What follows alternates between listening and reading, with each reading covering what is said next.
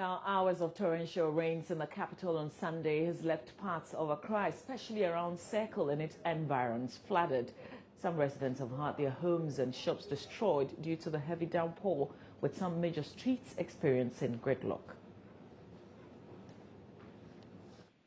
The Sunday afternoon downpour rains were quite heavy. Most drains were filled to the brim with gushing flood waters. A drive along the Circle interchange showed that Odo drain filled to its capacity. Parts of the Obra spots around Kwame Nkrumah interchange was also flooded, exposing filth. Drivers at the Obra Sports Yard said that though the interchange has reduced traffic congestion, it has not reduced the flooding situation. Interchange in the boat traffic by Though the interchange has reduced traffic congestion, it has blocked the waterways, leaving the area flooded. As a result, business has come to a halt. We are appealing to authorities to do something about it.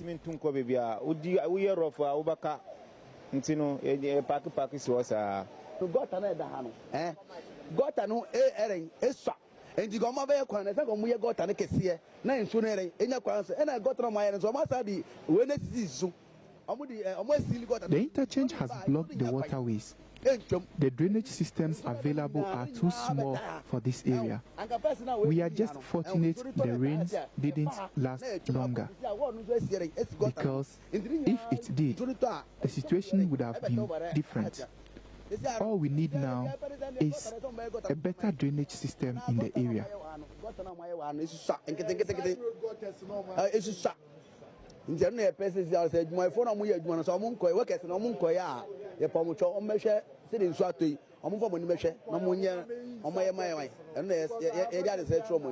The ring road stretch towards the Circle interchange experienced gridlock.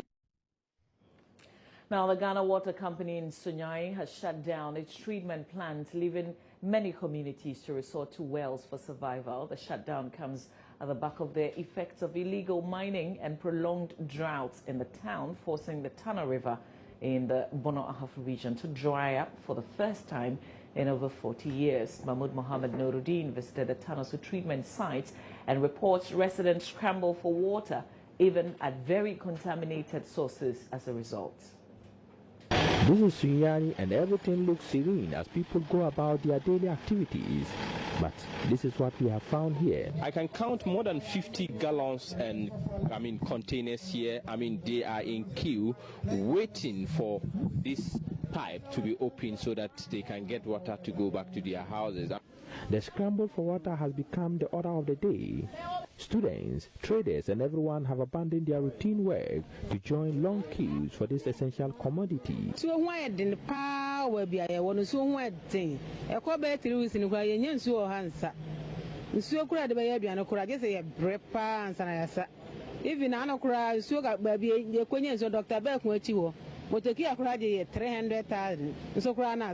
My house, more than 1 month now, the tap have not flowed before. So every night I have to be roaming looking for water. I want to bath, so it's a problem. So we are begging them they should do something. 16-year-old Mary Fosua and her friend Mary Konadu come here 5 times a day to fetch water. These are private boreholes overstretched to supply scarce water to residents because taps have not flowed for weeks or even months. For some weeks now, and I have been trying to see if it will actually come, but it has also been affected by the shortage of water in the Sunyani municipality. Under the circumstances, some people are compelled to fall on contaminated sources like stagnant pools in the River Tano. I say, the communist will be seen. The Quabissin. I say, so why then? One will be seen young for a sampa, I did a free spot. I don't understand, so why then? River Tano is the main source of water supply to Sunyani and other towns in the Bono Ahafo region. This is the Tano River, and we are here to check the level of the water, which we have been told that it has reduced. And from what we are seeing here, far away from my, right-hand side, you could see that that particular place is very empty, and the level of water here has gone totally down. We have been told that it was supposed to be flowing, but now the water is stagnant. From this channel to the production plant is empty. The plant has been shut down indefinitely. This means residents may just have to wait for a miracle to happen. Takes water from the river to our intake pumps. During normal operation levels, the channel is about 80% full, and during rainy seasons is completely full. Now what we have is that everything from what you see, all the water is gone. It's gone because there's no water flowing from the river into it. That's why we cannot operate. So what could be the cause? The cause, like we said, is from the rains. That's the one. That's number one. Number two is other economic activities on the upstream of the river. We've gone upstream, and we've seen evidence of Galamsey operation, and there are a lot of dry season farming activities who are also competing with us for the same water that we use. We believe that this have all contributed to the shortage that we have now. Now, because of this, we cannot produce. That's it. Initially, when it started, when we saw that the level was going down, we decided to sort of manage the very little water that we have. What we did was to reduce pumping capacity to about 50%. On normal days, we do about 1.6 million gallons a day. So we brought it to about 800,000 gallons. We did this for about 2 weeks. Then we realized that the levels were going down further. So what we were doing was that we were doing 50% capacity intermittently. So the capacity was far reduced. And as I speak to you now, we've shut down the plant. This happened on Monday, when we realized that we could not do any pumping again. Until we get water into this channel to feed our pumps in the house you see behind me, we cannot operate. And this will only happen when the rains come in.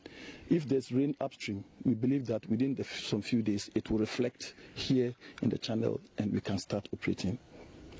For now, authorities at the Ghana Water Company have placed about 10 polytanks at vantage points to supply water to the residents. But how long can they sustain it? Only time will tell when residents of Sunyani would see their taps flow again and bring relief to water consumers. Mahmoud Mohammed Nuruddin reporting.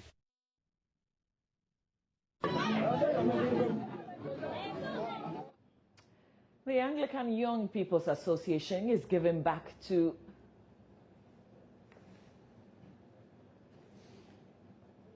the Anglican Young People's Association is giving back to some communities with its show of love and support to patients and inmates of the Princess Louis Children's Hospital here in Accra. The group embarked on a cleanup exercise in and around the hospital premises and also donated some items. It replicated this exercise in 6 different hospitals here in Accra. In 6 different zones, members of the Anglican Young People's Association visited the Kaneshi Polyclinic, Asha Clinic, La General Hospital, Legon Hospital, Princess Marie Louis Hospital, as well as the Tema General Hospital. The exercise forms part of the church's social responsibility to give back to the society. The association also donated items including toiletries and provisions to these hospitals. The Accra Diocesan President of the Anglican Young People's Association, Calvin Bruce Atukwefiu, who led the group to present the items, said the gesture formed part of activities marking the association's Founders Week celebration. The month of February is the month for our founder, the one that made it possible for us as youth to be together. So every February in every year we celebrate him. And our principle is work, fellowship, edification, and fellowship. And these are the 4 cardinal principles that we stand by. So we want to emulate these principles by coming to hospitals, evangelize, and then give to them. this might be a small token, but we believe that in this partnership, whenever they start using this, then Christ himself will use these things to bless them in all that they do. So in short, these are what we stand for. So in every year, month of February, we'll be doing this. The good Lord will bless you, and wherever you got this from and brought it to us, God is going to open more ways for you to get more and bring it to us. Anytime we need you, we know you will be around to assist us. We are grateful to you. The exercise forms part of an annual week-long activities for the celebration of the founder of the Anglican Young People's Association, Bishop Aruna Kojo Nelson.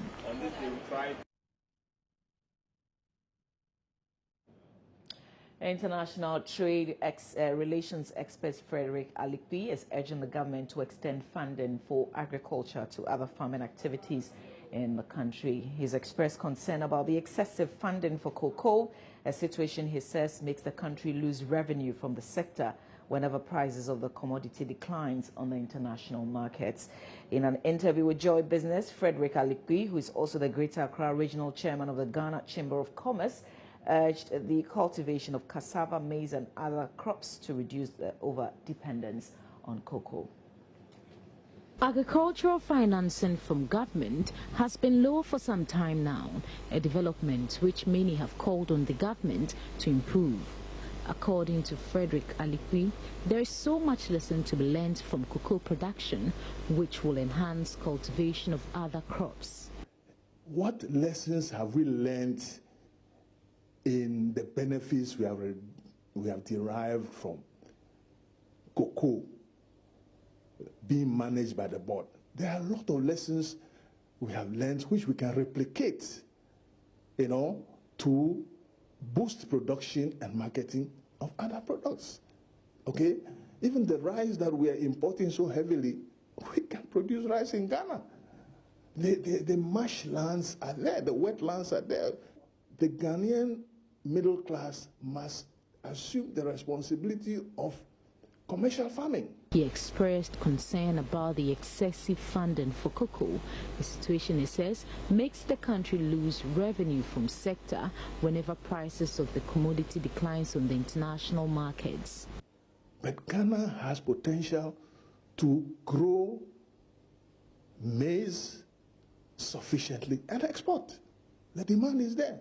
Ghana has the potential to overproduce cocoa yam, and all the staple foods can be developed to reach the level of cocoa. When you look at international trade, other products have their commodity exchanges.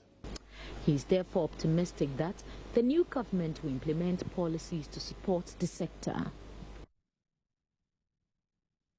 All right, that's it for the news. Stay with me. I'll come back with the newspapers. Your AM show.